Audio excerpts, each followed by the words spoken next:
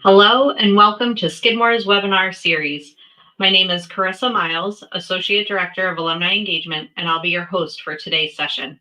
We are delighted you chose to spend some time with us today, and we hope that this will be one of many opportunities to share the talent of our Skidmore faculty with you in this virtual format.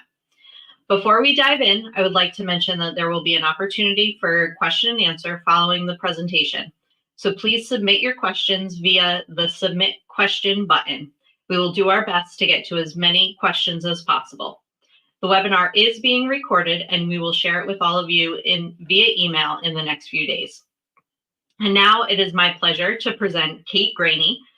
Since receiving her BA from the College of the Holy Cross and her PhD from the University of Wisconsin, Professor Kate Graney has taught political science, international relations, intergroup relations, and gender studies at Skidmore. A specialist in the politics of the former Soviet Union, she also teaches courses on European politics, international human rights, gender and international relations, and comparative racial politics. She is the author of 2 books and several articles and currently serves as the director of the Gender Studies program at Skidmore. Kate will be traveling as a faculty lecturer to Scandinavia and the Baltic Sea from July 22nd to August 1st this summer as a part of our alumni travel program. Kate, thanks so much for being here with us today, and I'm going to turn the screen over to you. Great. Thank you so much, Carissa, and thank you all for being here. I was able to look at the registration list, and it's so wonderful to see so many names from so many different times at my career at Skidmore. And others of you who I've not had the pleasure of meeting in person, I'm also really glad that you're here and appreciate you spending some time with us today. It's really heartening to see the level of interest in this fascinating region. I think the Baltic still remains rather lesser known, although we are hearing about it more. Unfortunately, for the sad reason that it is now increasingly relevant because of Russia's 2014 and then 2022 invasion into Ukraine. Of course, our focus is much more on security in Europe and beyond the Black Sea region. Really, the Baltic is where Russia and Europe come into physical contact, and of course have their biggest security risks in terms of things perhaps getting out of hand. What we're going to talk about today is, what are those risks? What does it look like? But we're also going to put it into some historical context, and we're going to see that the Baltic has always been a theater of great power competition, whether that be Sweden and Prussia and Russia competing for influence in the Baltic, whether that be Germany and the Soviet Union competing for influence in the Baltic during the Second World War, the Cold War era, of course, or now, right? This renewed tension that we're seeing. Probably what you've heard most about the Baltic in the past few weeks is the accession of Sweden to NATO, and indeed, for the first time now, we have all of the Baltic states are members of NATO, and that is a big deal. And so we will talk about what that is. Chris, if you could, yeah, thank you, perfect. And let's see, I'm having trouble getting to control. There we go. Here, let's just situate ourselves, right? Here is the Baltic. Here are the countries that make up the Baltic Sea region. In my discipline, right, in the former Soviet world, we tend to think of the Baltic states as really just the 3 Eastern Baltic states, right? Estonia, Latvia, and Lithuania. But really, right, there are 9 Baltic states. We've got all of the 4 Scandinavian states, Norway, Sweden, Denmark, and Finland. We've got Germany, of course, with Baltic coastline, Poland, and yes, Russia, right? I think we often forget about Russia when we talk about the European Baltic, but you can see there they are, right? And of course, they have to be factored into the politics of the region. When we look at where the Baltic is in Europe, as I said, right, obviously one point of tension right now is down on the Black Sea, where we've had, active engagements. Things have calmed down a little bit down there, but otherwise, right, where do Europe and Russia come together? It's up in the Baltic, right? But the Baltic is interesting in and of itself too, not just because it's a security risk, right? It's a fascinating area, and really the history of the Baltic is kind of the history of European politics writ large, and it's fascinating for its natural beauty, right? The Baltic beaches, all kinds of interesting wetlands. It's a place of recreation, right, for millions of people. It's also a rich cultural place. Cutting edge museums. Two of the most beautiful, newest museums in Europe are in the city of Gdansk. This is the World War II Museum. It's just a treasure trove, right, of both nature and culture.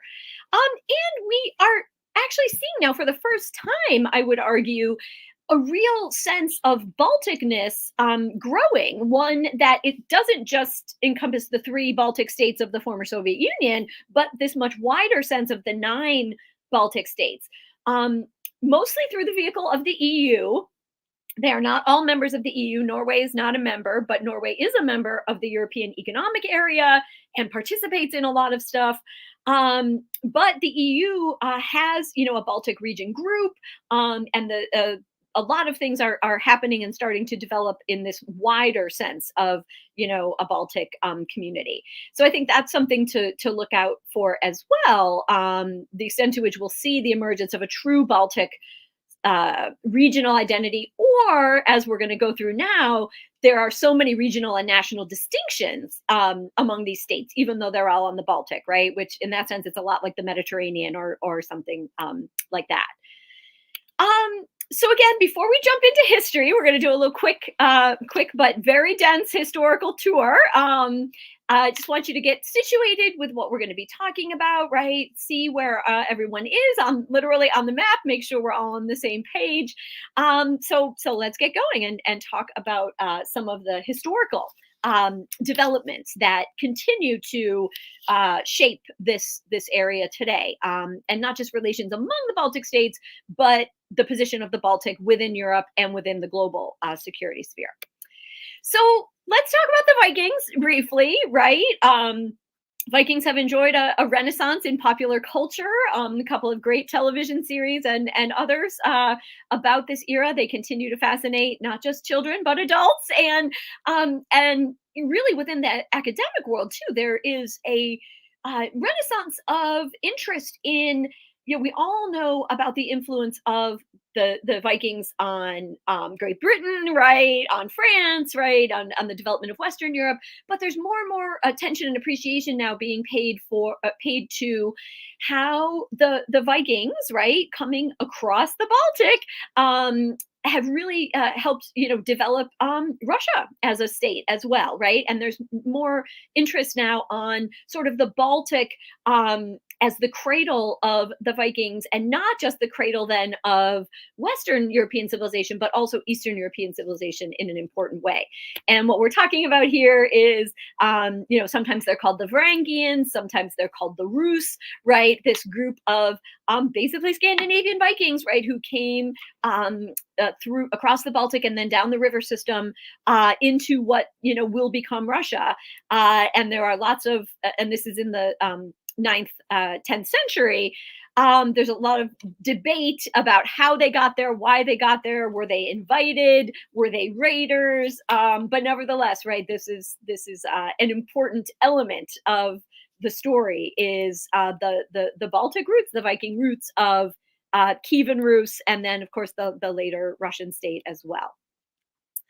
The next important episode in the development of the Baltics is, of course, when the Vikings came, they brought with them their pagan cultures, and there were already indigenous pagan cultures in the Eastern Baltic when they came across. Very strong and interesting pagan cultures in what are today Latvia, Lithuania, Estonia, Finland. But then, of course, gradually the Vikings themselves and then later the rest of the Baltic become Christianized. And what you might be familiar with in terms of how Christianity does come, at least to the Eastern Baltic, is through the Baltic Crusades, sometimes known as the Northern Crusades, which take place from the 12th to the 15th century.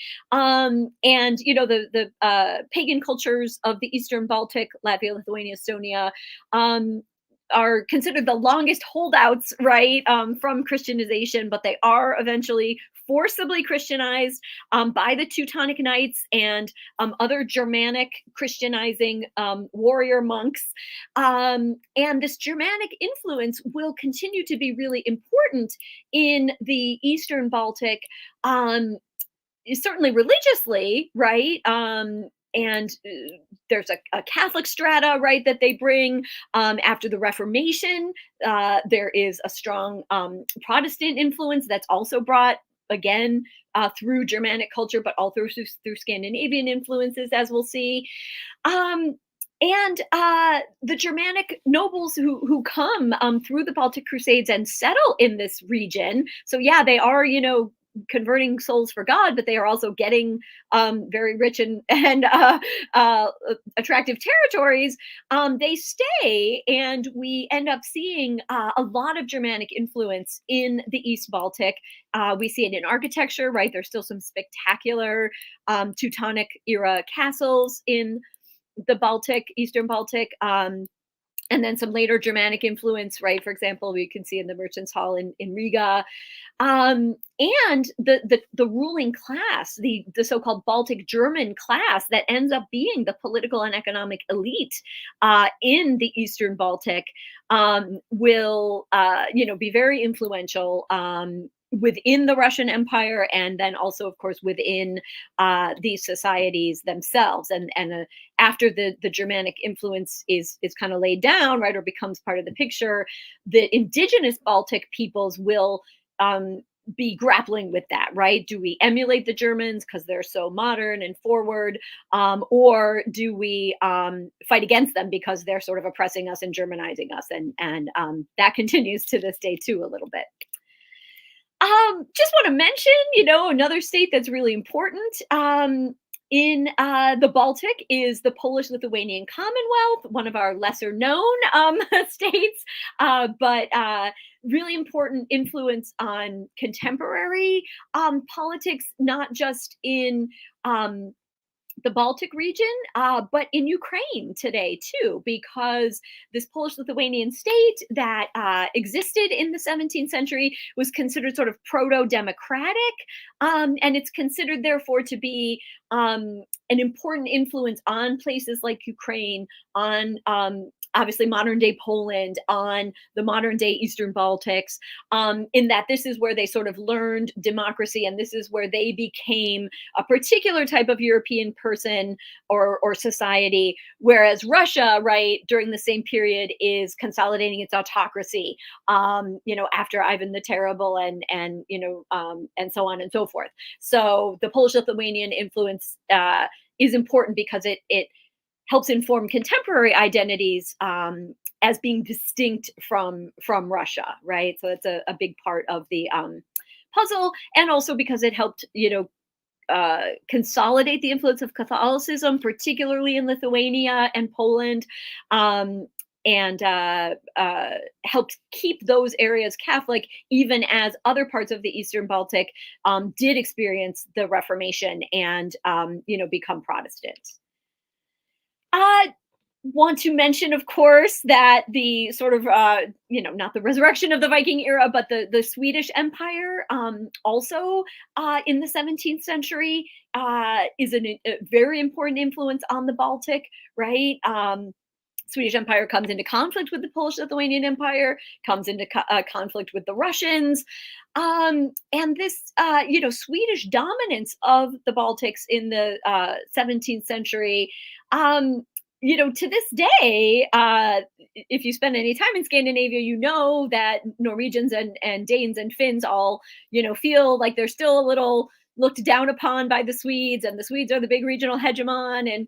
And you hear a little bit of that in the Eastern Baltic too. Estonians are proud of their Swedish heritage or the Swedish influence on Estonia, because there's still this sense that Sweden was a benevolent and sort of progressive empire, and having that sort of cachet of the Swedish Empire is still a factor in Baltic life today. Then, we at the very end of this sort of era of Swedish dominance, we see the rise of Russia in the Baltic, and in fact, Russia is what helps to bring about the end of Swedish dominance of the Baltic. This was Peter the Great's, great passion in life, was trying to get a foothold in the Baltic, right? Trying to get access to Europe by gaining Baltic coastline. That's why he built St. Petersburg. I'm teaching Russian history this semester, and the students just love learning about Peter. I mean, it's fascinating. And, the fact that he, took a gap year in England and Holland and Germany, learning about boats and things. He was just obsessed with the West. And the Baltic was going to be, his window to the West. But that meant having to go up against Charles the 12th, who, you saw the previous map, right? Did not want to be the one to lose the empire. And so was basically engaged in 20 years of warfare with Russia and eventually lost. So that's the end of the Swedish Empire, little by little, and Russia gets its foothold in the Baltic. This other painting that you see here, one little side note inside the Great Northern War, is that the Cossacks, the Cossack hetmanate, the Cossack state, the Zaporizhian Cossack state that is in the territory of contemporary Ukraine, is during the Great Northern War trying to carve out some kind of independence, both from the Russian Empire, from fend off Turkish influence. And they decide they're fighting with the Poles and the Lithuanians, right? They're kind of fighting with everybody, want their independence. And they decide to throw their hat in with the Swedes as a way to get, independence. But of course they lose. So this is a painting of the Cossack leader, Ivan Mazepa, who fights with Charles the 12th against Peter the Great and loses. And today, Putin, when he is calling out the Ukrainians, or trying to shore up Russia's argument for why it deserves Ukraine, he will say, the Ukrainians are just modern day Mazepaites. They are traitors, just like Mazepa was in the Great Northern War. So that again, makes its way in contemporary politics as well. This treaty that ended the Great Northern War, which kind of ends Swedish dominance, this is, what gives Russia its foothold into the Baltic. So this is when Russia starts to really consolidate its hold over what will become Latvia, Lithuania, Estonia. And this is when, of course, Peter starts to build St. Petersburg, right? And Russia will be a player in the Baltic from this point on. The Baltic fleet will, of course, be, along with the Black Sea fleet, will be the heart of Russia's navy. It's also at the end of this war, right, when he signs the peace treaty with Charles of Sweden, that Peter first demands to be called emperor, and Charles the 12th signs the thing and says, fine, you're emperor. And so from this point on, not only is Russia in the Baltic, but Russia has emerged as an empire, right? And Peter is the emperor. So it's in Peter's mind, and then in subsequent czars' mind, the empire itself, the key comes through getting this Baltic foothold and maintaining it. As Russia's empire grows, after Peter, and then we're getting into the era of Catherine the Great as well. We see more and more Russian expansion to the West, we also see more and more Prussian and Austrian expansion to the north and the east. This comes at the cost of Poland, right? So what's happening at the end of the 18th century is Poland ceases to exist, right? And the Baltic coastline that used to belong to Poland ends up becoming part of Prussia and Russia, right? So that after the end of the 18th century, a big part of the story of the Baltic will be the loss of Polish independence and the desire to regain Polish freedom, including a Polish foothold on the Baltic. When Napoleon, maybe some of you have seen the Napoleon movie, since it's been out.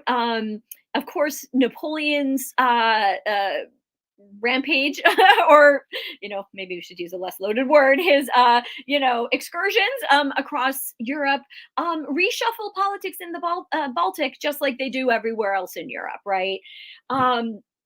And Russia uses, in fact, its the upheaval of the Napoleonic moment before the War of 1812, before it comes to Russia, as a pretext to gain Finland. So Russia takes Finland in the upheaval of the Napoleonic Wars.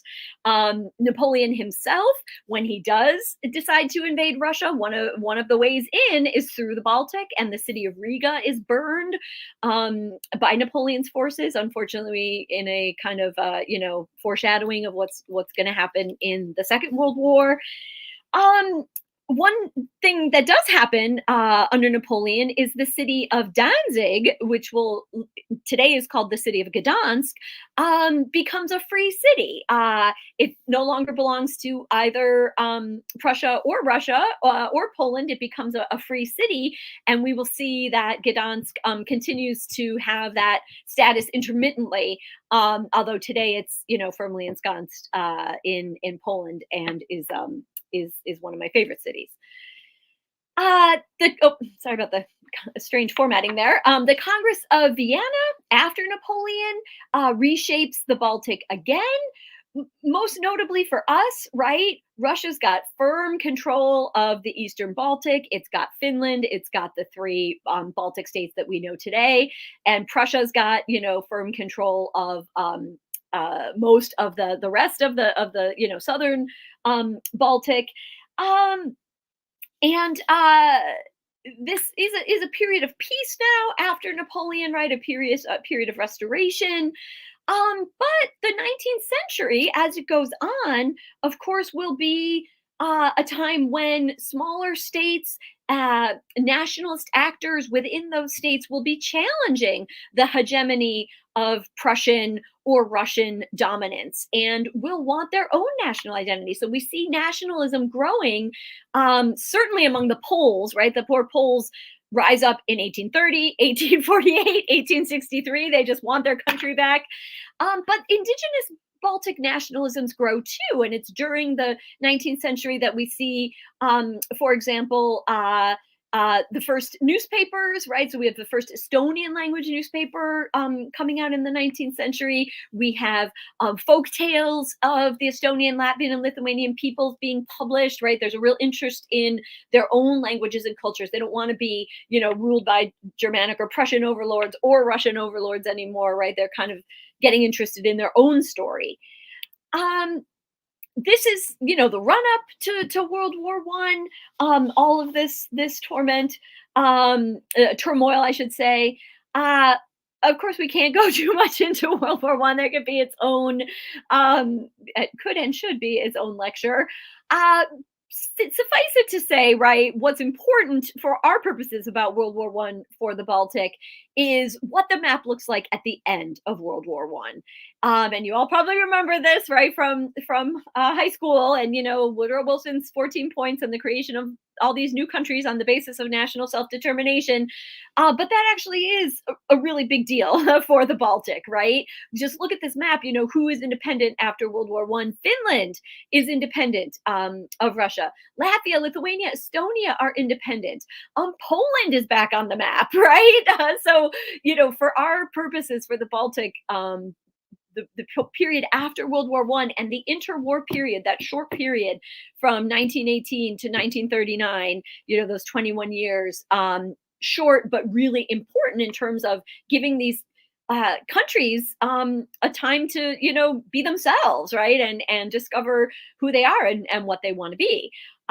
So obviously we know what's coming with the Second World War and the Cold War and so on, but this period of relative peace around the Baltic and this period of independence will be formative in terms of sustaining a national identity for the kind of dark period that's about to come. So yeah, World War II. I mean, what can we say?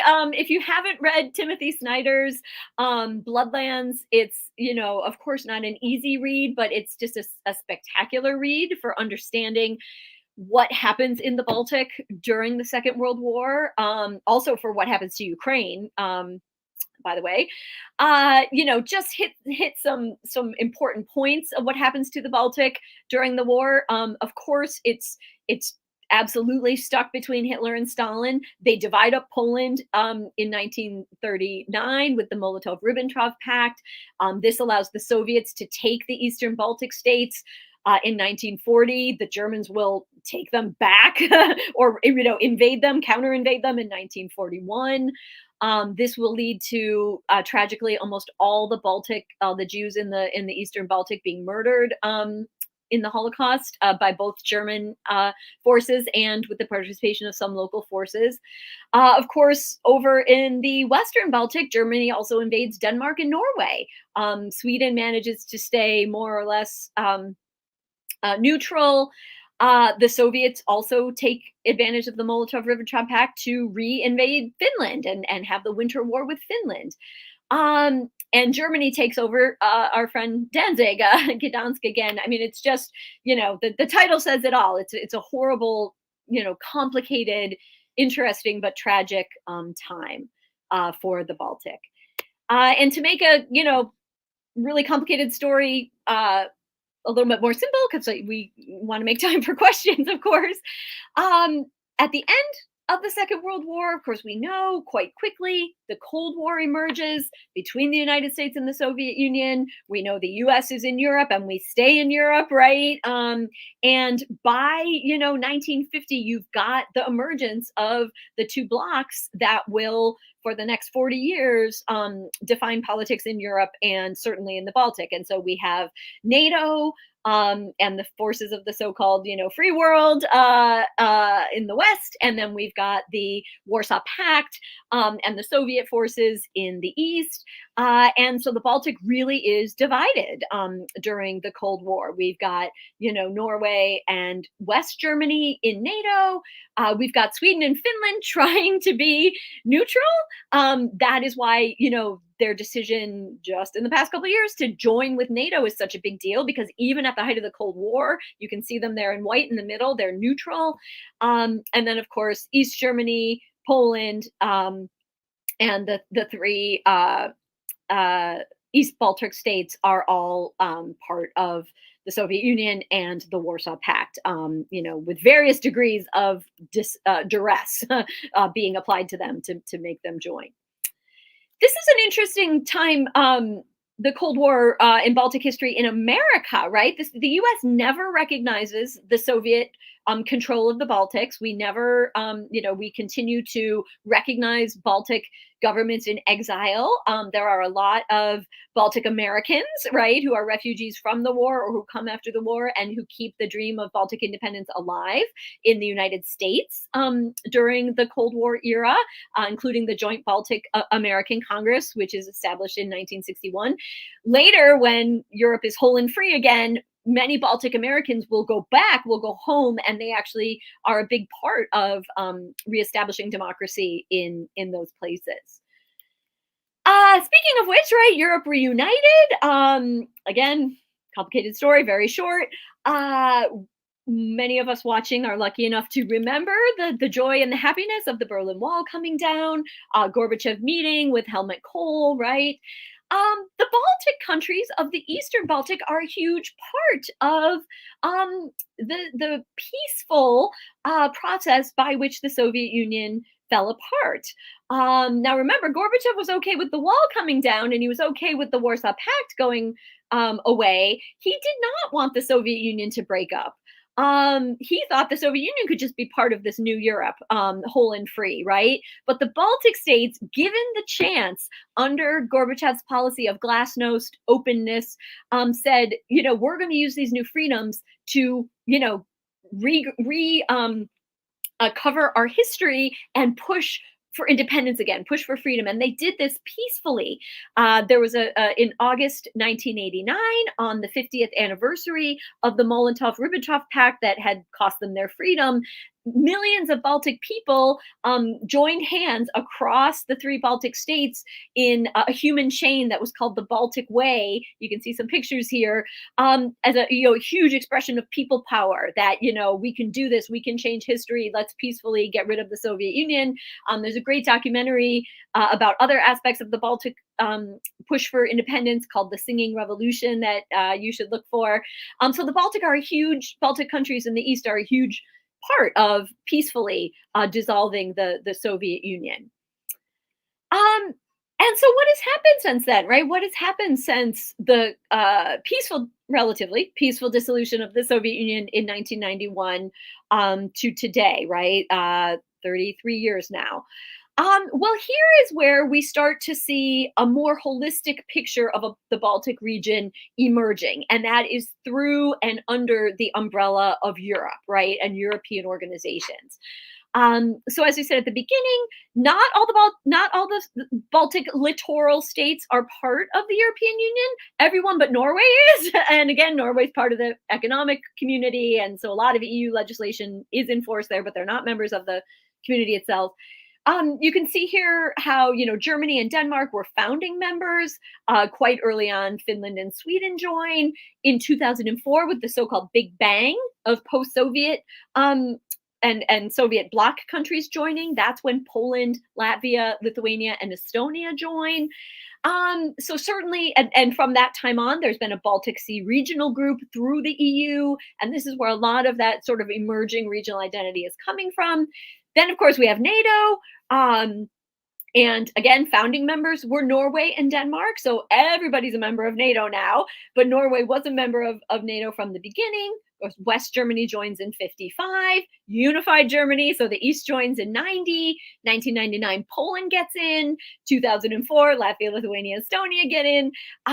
Then just recently, right, and as a response to Russia's actions in Ukraine, we have Finland and Sweden, the neutral holdouts, right, finally joining NATO. So this is remarkable, right? It is remarkable that we have all the states of the Baltic now in NATO, and most of them, as part of the European Union as well. That's not to say, right, that even with these big European umbrellas and shared memberships, that there is, a true Baltic unity. But it's certainly, more so than it ever has been in terms of the possibility of developing some kind of Baltic identity. So here's where we get into, the contemporary moment in the Baltic, and, what relevance does it have for us, right? One of the most positive developments that have come out of this, sort of pan-European Balticness is how they have used those European organizational channels to establish really a new green energy movement across the Baltic. They back in August of 2022, everybody but Norway in the Baltic signed this Marienborg Declaration, where they pledged themselves to increase their production of wind power by 7 times by 2030. Of course, Norway couldn't sign because they do have all that oil still. And specifically, they did this, not just for environmental reasons, but also to counter Russia, right? To lessen their own and Europe as a whole's dependence on Russian oil and gas. And Sophia Besh, who is an analyst that I like a lot, wrote about this. In terms of energy independence, the Baltic Sea is a game changer. The North and Baltic Seas can be the green power plant of Europe. And she also went on to talk about how, part of the reason Sweden joined NATO was because they want NATO to protect their wind farms. So yeah, and here we have, Lithuania is the first country to stop using Russian gas altogether, right? So as an energy center, a green energy center, the Baltic could be really important. However, right, and I think we have this general sense of the Baltic because of its association with Scandinavia, right, as this very clean, very, and there is a lot of beautiful coastline and things.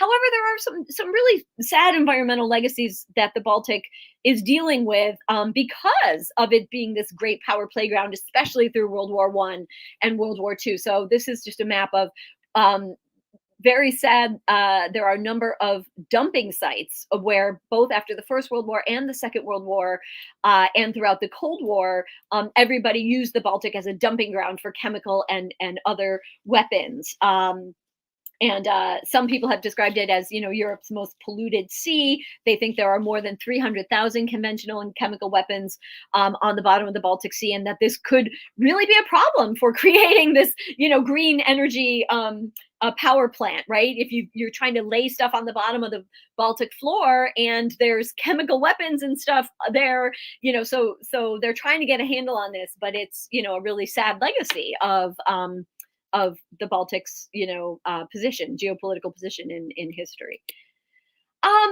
Of course, the other, thing that has gotten people's attention is the fact that all the Baltic states do now enjoy NATO membership, and there has been some, flexing on the part of some people saying, oh, it's a NATO lake now, Crimea NATO lake, Putin. Well, as some people have pointed out, of course, it's not a NATO lake; it's a NATO sea. And this is significant, right? Again, to quote Sophia Besh, who writes for Foreign Policy, if you ever want to look her up, she says, other than the fate of Ukraine itself, the creation of a powerful northeastern bloc in NATO is the most strategically significant fallout for Europe from Putin's wars in Ukraine, right? So it is really important. But it's not just a NATO lake or a NATO sea, even though all the countries are no members, right? Let's not forget, Russia is there, right? I mean, St. Petersburg is there. That was Peter's window to the west, right? And it hasn't gone anywhere. And we know how important the Baltic window, the Baltic arena is to Russia historically, and of course today. And then, of course, we also see, if you look down near Lithuania and Poland, we have this strange exclave of Russia called Kaliningrad, which used to be part of Prussia, right? Used to be called Königsberg, what's where Immanuel Kant is from.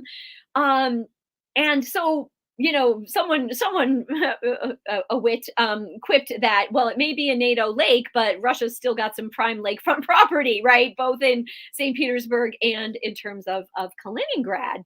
And especially, here's another view of Kaliningrad.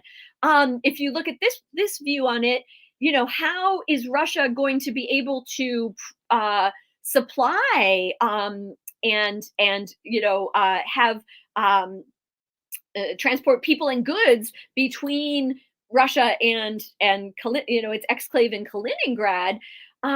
Well, Belarus is, of course, a big ally, and it could go through Belarus, but then you've got what's called the Suwalki Gap or the Suwalki Corridor, which, does not belong to Belarus or Kaliningrad or Russia, right? It belongs to Poland and Lithuania. And so a lot of folks look at this and say, well, should Russia get antsy and decide that Kaliningrad is in danger, it might just go for the Suwalki Gap, and then what will NATO do? Then what will Lithuania and Poland do? So that is, as this article says, right, is it the most dangerous place on earth? Well, other analysts say, no, like Russia has found ways to supply Kaliningrad but nevertheless, it's worrisome, right? Also, just in general, Russia's presence on the Baltic, at the end of the Cold War, to save money, they did mothball a lot of their Baltic fleet, right? At one point, estimates were that Russia would have had between 90 and 125 ships, including subs, in the Baltic during the Cold War. Now, it's a much smaller fleet. It's chronically underfunded, as one analysts called it. But, you know, just because Russia is struggling now to exert influence over the Baltic the way it used to, that doesn't mean they've given up on it, right? And a lot of analysts caution against the kind of cheerleading that this NATO lake thing, NATO lake idea has, right? They say it's dangerous, misleading, that NATO is self-delusional if they think they own the Baltic now, and they shouldn't act that way, right? Instead, you know, they say if the Baltic Sea is in fact to be a NATO lake, this should mean that NATO dominance of the Baltic should be used to safeguard cargo and energy, ensure freedom of navigation for all benevolent users, and yes, deter Russia. But, you know, don't do this kind of cheerleading, chest beating, like, oh, we won, right? That's dangerous. You know, last point, and then we'll get to questions. You know, ever since Russia first invaded Ukraine in 2014, when they took Crimea, NATO has, of course, been worried about Russia's designs or pretensions to taking the Baltic states back. They did it in 1939. You know, they had them before that. Why would they, you know, if they're going to take Crimea, why would they stop there, right? And of course, the Baltics themselves and also our allies in Poland have been sounding the alarm about Russia even before 2014 and certainly after. So NATO has listened, right? And it does consider the Baltic to be a new security frontier or newly important. It's had what it calls an enhanced forward presence in the three Baltic states and Poland since 2014, which, you know, are made up of these multinational battle groups. You know, and now that we've got Finland and Sweden, where there's going to be more of a northern, I think you'll see this enhanced forward presence move to the north as well.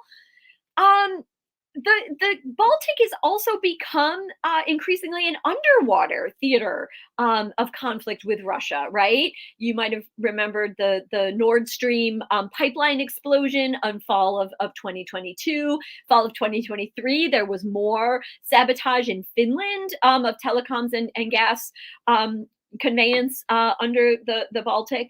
So this seems to be a new kind of quasi, you know, secret war that's happening.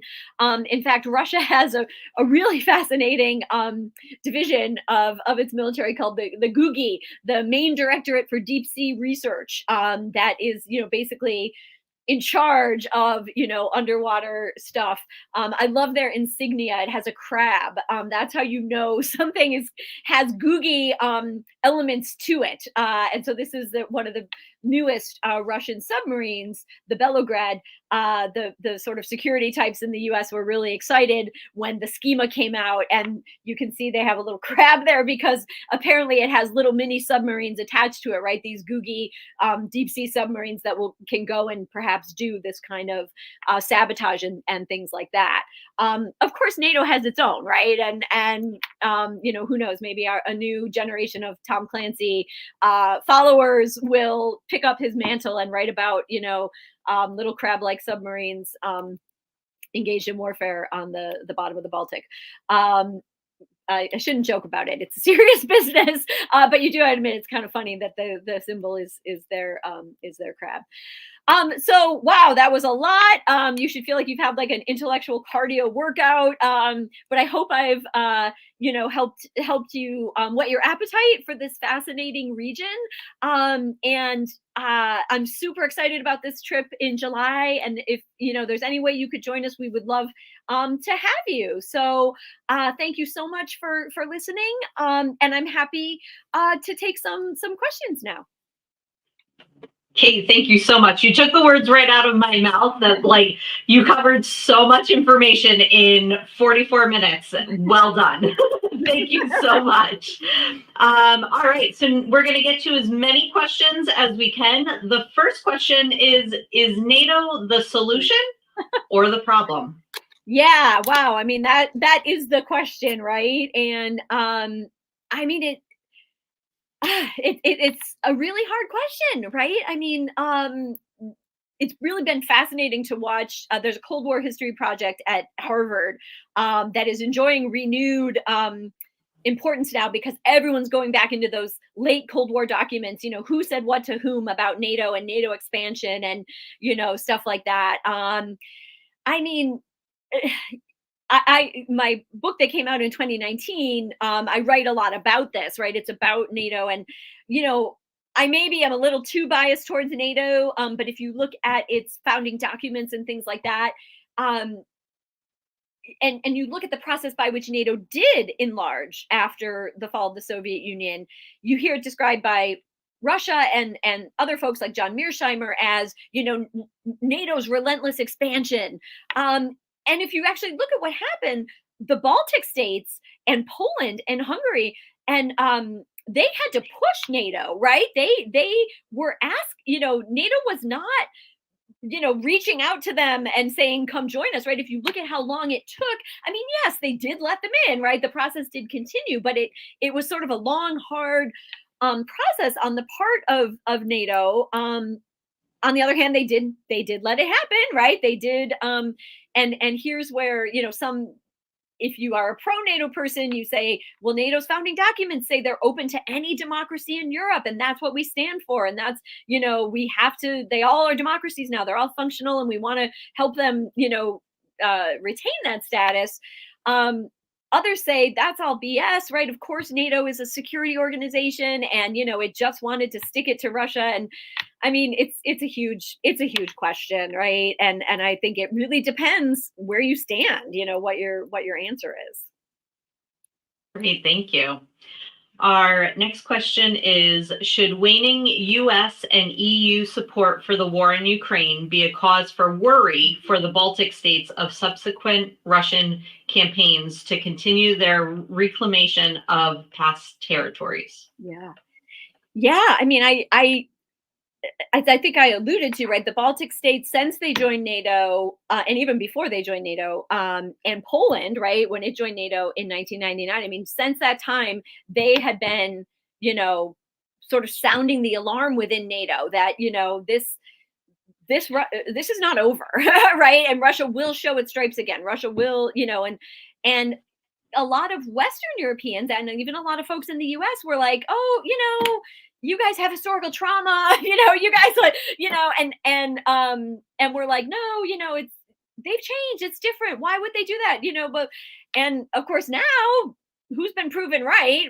And you do seem to have more influence in NATO of the Baltic states and Poland, right?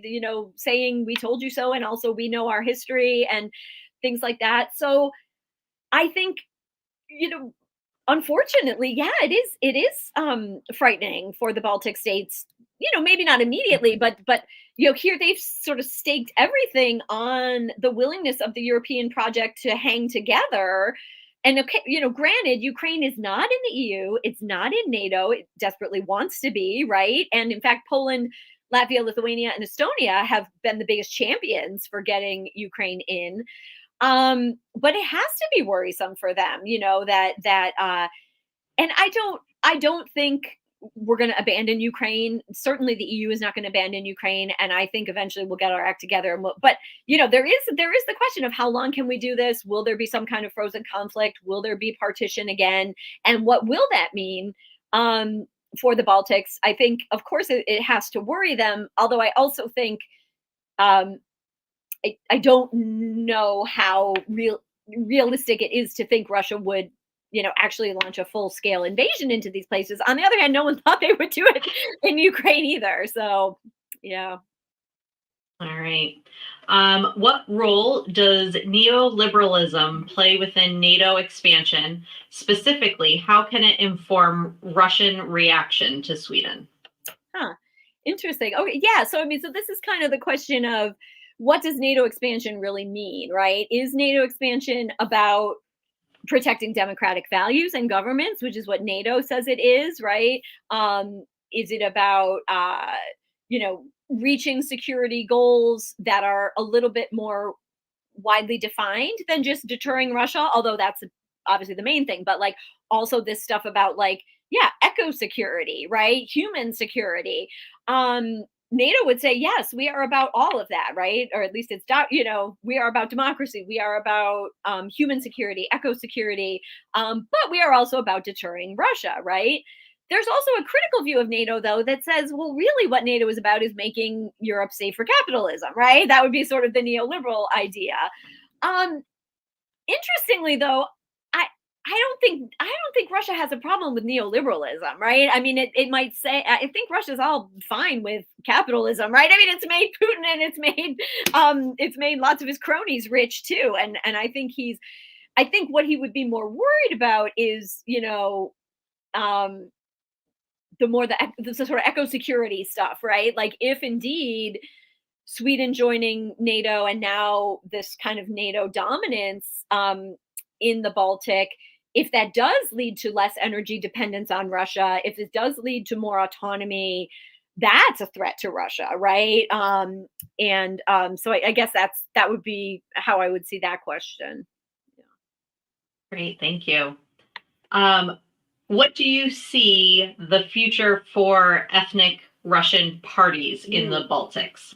Yeah, this is a fascinating question. Whenever I teach post-Soviet politics, we always spend some time on this because it's so interesting. Like, especially now that we've got this, back in the freeze between Russia and Europe, and but ethnic Russians actually are represented in the European Parliament, right? I mean, some of these Russian parties in the Baltic have gotten into the European Parliament, right? So while Russia is, complaining about European genocide of Russia and, Russophobia, like we've actually had, the one place in the world where Russians are democratically represented is in the European Union. And yeah, it's been fascinating to watch. Part of the process of European expansion was that the Baltic states would have to have, again, depending who you talk to, either very robust or minimal protections for Russian minorities, right?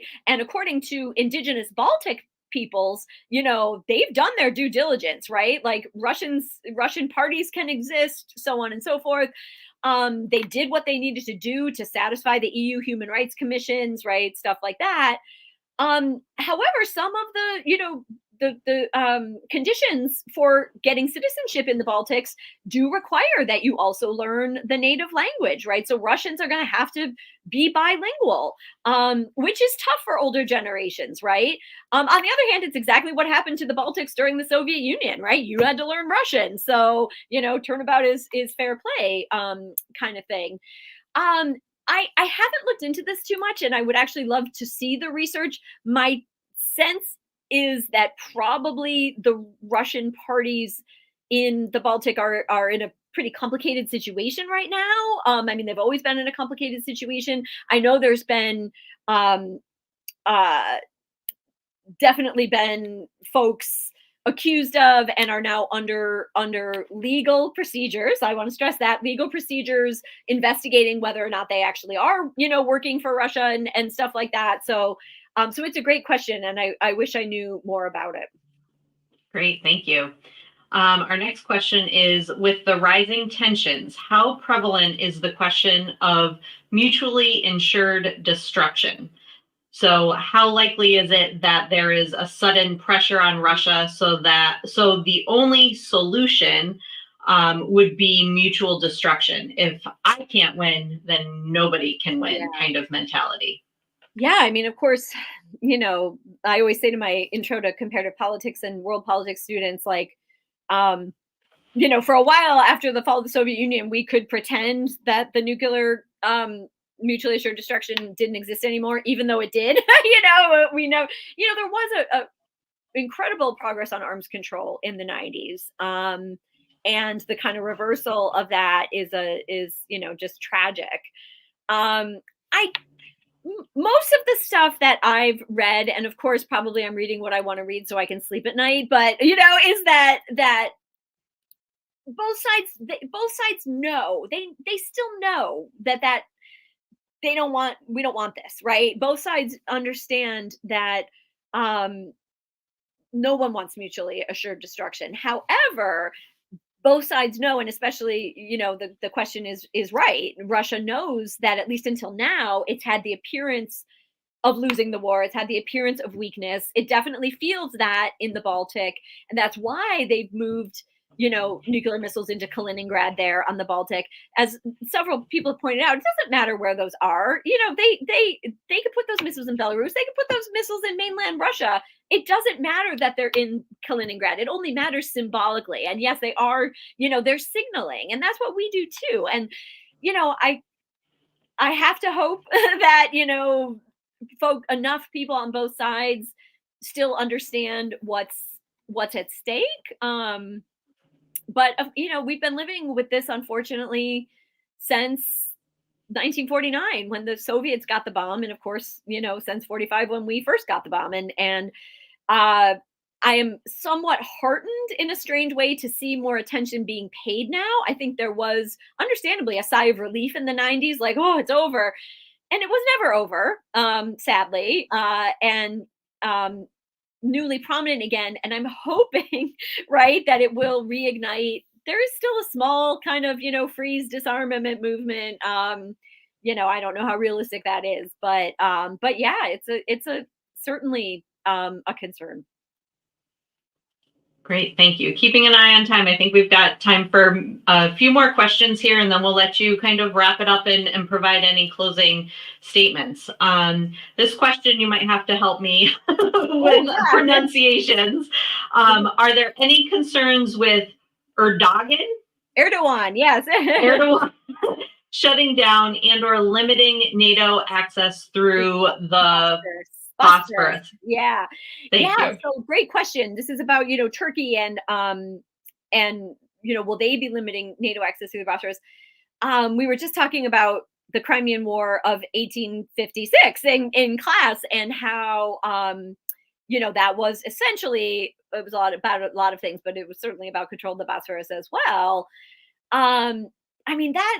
This is just so interesting in terms of the unintended consequences of Russia's actions, right? And do not think they wanted to drive Turkey like back into the arms of NATO. I mean, not that it ever left, but Turkey's been pretty, skillful at playing its own game within NATO, including selling weapons to the Russians and so on and so forth. I think the general sort of disorder and kind of panic that Russia has set off in the Black Sea with its invasion of Russia has. I think Turkey is certainly playing that as much as it can to strengthen itself and its position within NATO. I think it's just as likely to cut off access for Russia as it is for NATO, right? I mean, I don't think they have. I think they certainly want to play the strongest hand they can within NATO, and that's why they kind of do these size deals with Russia and stuff like that. But I don't think they will disrupt NATO traffic. They may try to push NATO for certain things in how it uses the Black Sea, but I don't think they would deny NATO. Great, thank you so much. So I think that's all we've got for right now. But if you want to take a couple minutes to kind of wrap up real quickly, and feel free to make another plug for our travel program. Yeah. So thank you all so much. I really appreciate your attention and your interest in this part of the world. Feel free to reach out. I would love to hear from you by email. I'm happy to answer any questions we didn't get to, or just to say hi, former students and new friends too. And yes, really looking forward to this trip. I should point out one of the selling points of the trip that we're taking is that we are going to spend some time in Gdansk, which, I've talked a little bit about, and we're going to meet Lech Walesa, right, who was the former president of Poland, who, helped bring down the Soviet Union with his leadership of the Solidarity trade union movement in Poland in the 80s. So it's just going to be a fabulous trip, and I would love to have as many Skidmore friends, family, alumni as possible. But thank you so much for everyone for listening today. Wonderful. Thank you so much, Kate. And, this is a great foundation for anyone who is going on that trip. So thank you for your time and your, your knowledge of this area of the world. So we also want to thank all of you, as Kate said, our viewers for tuning in and submitting your questions. And as I mentioned at the beginning, we have a follow-up email with the link to the recording. So on behalf of Skidmore College and the alumni engagement team, thank you again, Kate, for being here, and thank you to all of you for joining us, and we'll see you at the next one. Thanks, everyone. Thank you.